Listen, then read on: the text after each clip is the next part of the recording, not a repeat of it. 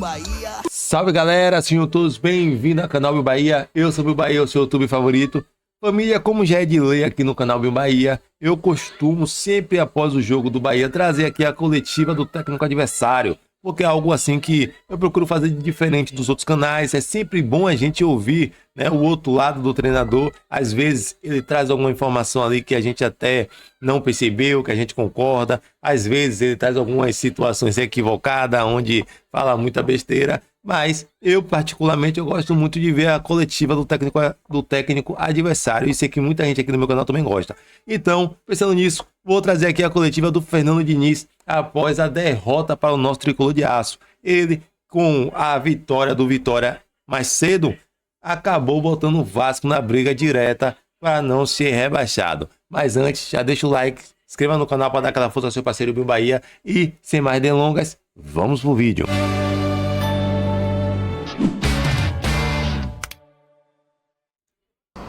Você já consegue, mesmo depois do jogo, rapidamente, entender o porquê que essa fase é tão ruim para o Vasco, depois de ter passado por uma fase boa de 4 vitórias, uma classificação para a semifinal de Copa do Brasil? Dá para identificar os principais motivos para essa fase ruim? Tá bom aqui? Pode ser. Então, primeiramente, boa noite aí para todo mundo. Na verdade, não foram só 4 vitórias. A gente teve um período, acho que de 12 jogos. E em 12 jogos a gente perdeu para o Palmeiras só. Acho que foram 7 vitórias e 4 empates e uma derrota. Foi uma sequência importante para a gente. Eu acho que depois disso, como aconteceu depois da vitória do Santos, e no começo do campeonato também tem uma oscilação, a gente baixou o nível de concentração e as derrotas, as 5 derrotas, elas têm características muito distintas. O jogo de hoje, por exemplo, não foi igual a derrota do Grêmio. E Juventude do São Paulo também não teve nada a ver. Eu acho que o Grêmio e o Botafogo foram derrotas muito parecidas, que a gente foi muito apático, praticamente do começo até o final do jogo. Hoje o aspecto anímico melhorou, a gente marcou melhor e a gente estava com dificuldade de criar, o time com uma certa falta de confiança, faltou coragem para poder fazer as coisas, para adentrar mais o último terço do campo e conseguir construir o maior número de finalizações, mas teve muito mais vontade de marcar e de se defender. O jogo foi mais equilibrado e a expulsão acabou determinando muito o resultado do jogo também. Aí a gente foi com um jogador a menos, o Bahia colocou um empilhou mais atacantes, só que a gente tomou um gol de novo numa falha que a gente não devia, uma coisa fácil de resolver. Foi o Bahia, isso também tem sido uma constante nesses últimos 5 jogos. A gente mais entregando o gol do que os adversários construíram de maneira contundente. Então agora a gente tem que saber juntar de novo, unir e melhorar. Sexta-feira a gente tem o Inter em casa e a gente precisa fazer melhor o que a gente tem feito. Depois dessa fase boa que o Rafael citou, agora com essa sequência de 5 derrotas, os vascaínos voltaram a fazer contas contra o rebaixamento. Isso é uma coisa que ainda passa na cabeça de vocês, dentro do vestiário, do elenco? Vocês veem o rebaixamento como uma ameaça real ainda antes de terminar o campeonato? Claro que vê.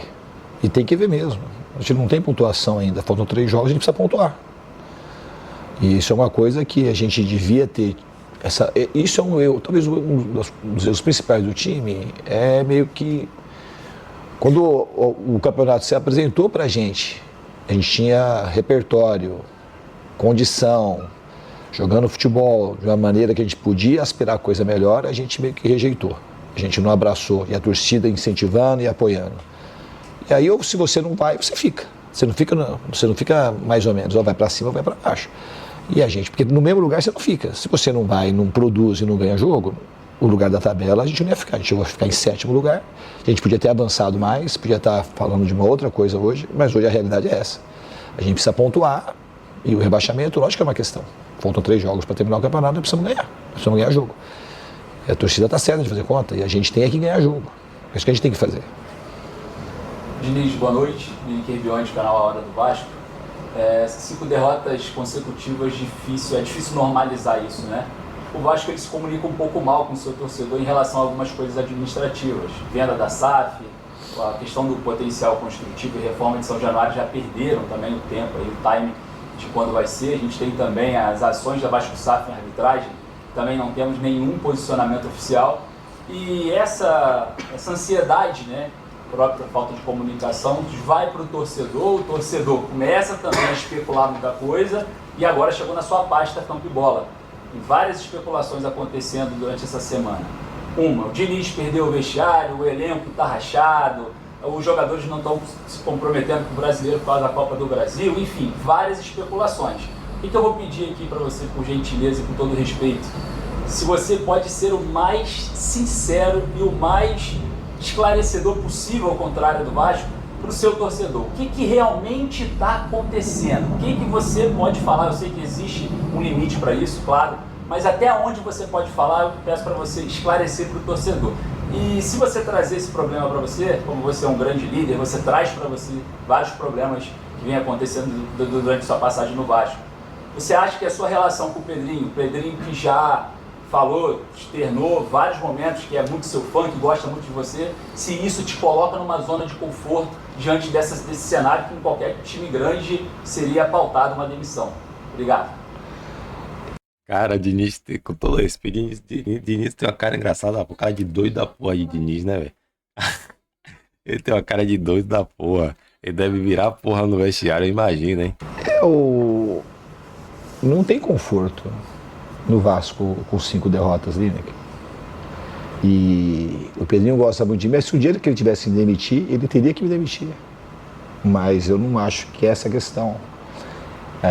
Você sabe que o time tinha uma projeção, o time conseguiu feitos importantes nesse período que eu estou aqui.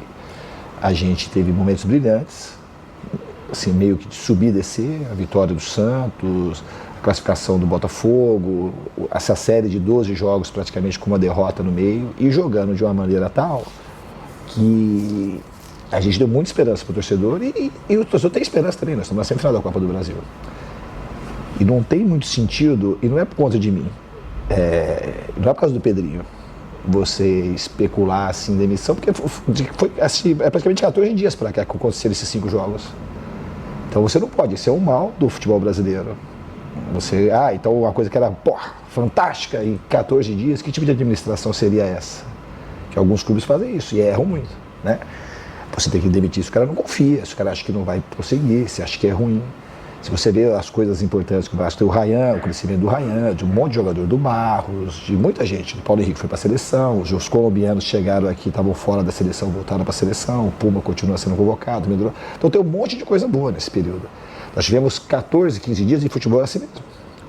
Se você não aproveita, a gente tinha que ter aproveitado melhor o momento que assim se apresentou para a gente.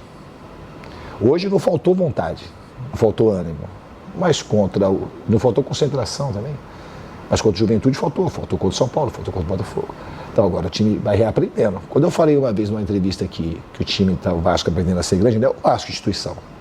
O Vasco é gigantíssimo, os maiores times do mundo. Vou comparar o Vasco com o Manchester United, que lá em 2000 fizeram semifinal de campeonato mundial, e o Manchester United, esse período para cá, passa por um período parecido com o Vasco. E eu falei no recorte histórico aí dos 25 anos para cá. Mas nem era disso que eu estava falando desse Vasco, que eu sou o time que eu dirijo, eu me incluindo, e os jogadores, esses jogadores que precisam aprender a ser grande do tamanho do Vasco. A gente não pode colocar a torcida e alimentar a torcida de esperança, uma torcida tão sofrida, a gente vai, agora não vai. Agora vai, agora não vai. A gente não pode fazer isso, a gente tem que ser mais contundente. E isso é aprender a ser grande, do jeito que a torcida é. A torcida é imensa, o Vasco vai ser gigante sempre. É um dos maiores times do mundo. Só que o time tem que aprender a ser grande. Quando eu fiz aquilo, esse time precisa aprender a ser grande. Em relação às outras coisas de vestiário, isso é bobagem. Você sabe que é bobagem. Sabe da minha relação? Como é que ia ter um vestiário? Quem que ia rachar o vestiário? O Léo Jardim? O Ryan? O Veguete? O Felipe Coutinho? Todo mundo melhorou. O Felipe Coutinho, outra coisa, o Felipe Coutinho não jogava partidas sequenciais. Acho que ele já é agora, nessa temporada. Provavelmente é a temporada da carreira dele que ele fez mais partidas, e partidas consecutivas, treinamentos consecutivos. Então tem um monte de coisa boa nisso. O que tem de muito ruim, esse recorte de 5 jogos, ele é muito pesado, muito ruim. E é uma tristeza muito grande. Eu quero vir aqui comemorar a vitória, falar vitória Vascão, assim que for possível. Então assim, eu agradeço a tua pergunta, foi até bom, a tua pergunta foi muito boa, para eu poder esclarecer as coisas. Professor Diniz, boa noite. Ícaro Caldas.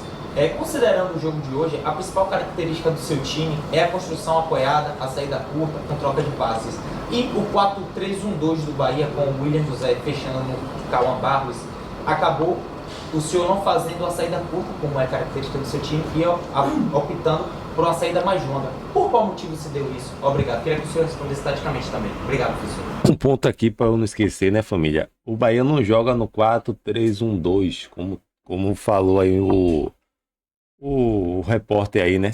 O Bahia não joga 4-1-3-2. O Bahia ele joga com 4-3-3. Quando tá com a bola, forma uma espécie ali de 3-4-3, formando um quadrado no meio de campo com o Luciano Juba. O Bahia não joga 4-3-1, sabe? Por quê? O Bahia tem 2 pontos abertos. O Bahia tem um Pulga de um lado aberto e o Ademir do outro lado. E aí vem o Acevedo como volante, né? O Jean Lucas ali como segundo homem de meio campo e o Everton Ribeiro, 3 na frente, 4-3-3. Só que quando o Bahia tá com a bola, o lateral direito vira zagueiro para formar uma trinca de 3, né? O Juba vira meia para formar aquela dupla de meio campo com o Everton Ribeiro e forma 2 volantes ali, Jean Lucas e Acevedo, sendo que Jean Lucas sai mais pro jogo. Então, em momento nenhum, o Bahia joga 4-3-1 ou 4-3-1-2, sabe? Acho que o Bahia só joga assim 4-3-1-2 quando o Thiago tá em campo. E aí o Rogério forma ali o 4-4-2, né? Que é o 4 que ele falou, 4-3-1-2, que é Thiago e o William José ali como 2 atacantes.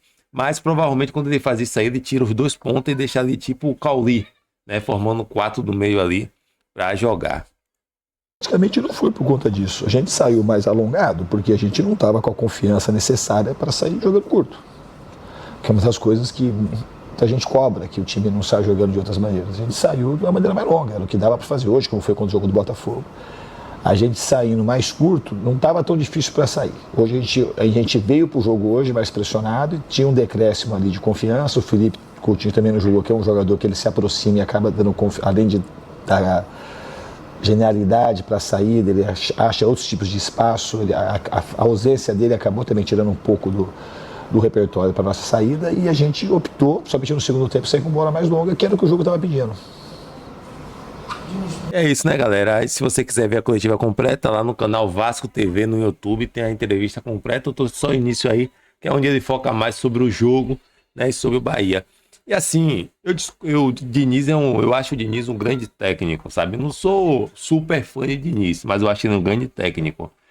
Mas eu tenho um colega que é fã dele aí. E ele batia de brigava comigo antigamente direto aí, porque ele falava que Diniz era muito mais técnico do que o Rogério Ceni. E hoje eu tô começando a duvidar. Mas o Diniz ele tem um problema que é esse negócio aí. Ele tá ganhando vários jogos, brigando lá em cima por Libertadores e do nada o time dele cai. E isso não acontece agora no Vasco, aconteceu no São Paulo, aconteceu no Fluminense, né? Que ele tá indo bem, do nada o time dele tem uma decadência ali. E aí acaba perdendo um atrás da outra, o time não consegue jogar. Com a seleção brasileira foi assim, ele não conseguiu fazer a seleção brasileira jogar. Então acho que essas coisas aí faz com que o Diniz, o trabalho do Diniz não seja tão, né, tão aclamado pela galera aí. E eu discordo dele na questão que ele falou que o time dele iniciou bem, talvez na visão dele iniciou bem. Que jogou de igual para igual, que o Bahia não pôde fazer muita coisa, eu acredito que não. Eu acho que o Bahia hoje teve o controle de 100% da partida. O Bahia só perdeu o controle da partida quando o Mingo foi expulso. E aí o Bahia ficou com um a menos junto com o Vasco de um a menos e infelizmente o Bahia parece que quando tem um expulso não consegue jogar. E aí naqueles últimos minutos, o Vasco ali pareou com o Bahia. Mesmo assim o Bahia teve umas 2, 3 chances de fazer o gol no contra-ataque. Então, assim, o primeiro tempo, para mim, o Bahia foi soberano. Não só para mim, mas até para a bancada aí da Rede Globo que estava transmitindo. Os caras falaram que o 0-0 era até injusto por conta do futebol que o Bahia apresentou no primeiro tempo, né? E aí, no segundo tempo, o Bahia voltou a mesma coisa, né? O Vasco não conseguiu assustar o Bahia. O Vasco não conseguiu jogar, né? Se você pegar os recortes dos jogos que o Vasco venceu, o Vasco hoje foi muito abaixo. Eu não vi os jogos que o Vasco perdeu, não assisti. Mas eu assisti alguns que ele ganhou lá atrás. Assisti Vasco e Vitória, né? E o Vasco foi totalmente diferente com o Bahia. Até porque o Bahia tem um elenco muito mais qualificado, né? E aí o Diniz veio mais trancado para tentar jogar ali no contra-ataque como o Fortaleza jogou. Mas hoje o Rogério acertou e colocou o Acevedo. E aí os contra-ataques não vai muito longe. Porque o Acevedo ele mata logo a jogada, né? Enquanto no jogo contra o Fortaleza a gente não tinha um volante de marcação, o Caio Alexandre estava voltando ainda de contusão, então o time do Fortaleza tinha todo o campo para correr, a defesa estava totalmente exposta. Já com Acevedo deu uma segurança maior. Mas é isso aí, galera, já deixa o like, se inscreva no canal, diga aqui o que você achou da coletiva do Diniz. Diniz tem essa cara de meio doido aí, mas é um cara inteligente, que se consertar algumas coisas no trabalho dele aí, eu acredito que vai ser um grande técnico aí no futuro. A gente lá no futuro, daqui a uns 10 anos, a gente pode estar falando de Diniz aí como um dos grandes, né, do Brasil aí, da história. Mas é isso aí, já deixa o like, tanto ele quanto o Rogério Ceni. O Rogério Ceni é outro, que se parar de teimosia, parar de ser cabeçudo, pode virar um grande técnico. O problema de Rogério é muita teimosia. Se ele fizesse o que ele fez hoje, se ele fizesse lá na quinta-feira, a gente não perdia pro Fortaleza. A gente jogaria muito melhor contra o Fortaleza. Podia até perder, né? Que futebol é futebol, mas seria um jogo totalmente diferente. E não só por causa do Everton Ribeiro, mas por causa do Acevedo e outras mudanças. Mas é isso aí, galera. Já deixa o like, se inscreve no canal. Até o próximo vídeo. Valeu! Corra do Bahia, fuja do Bahia, corra do Bahia.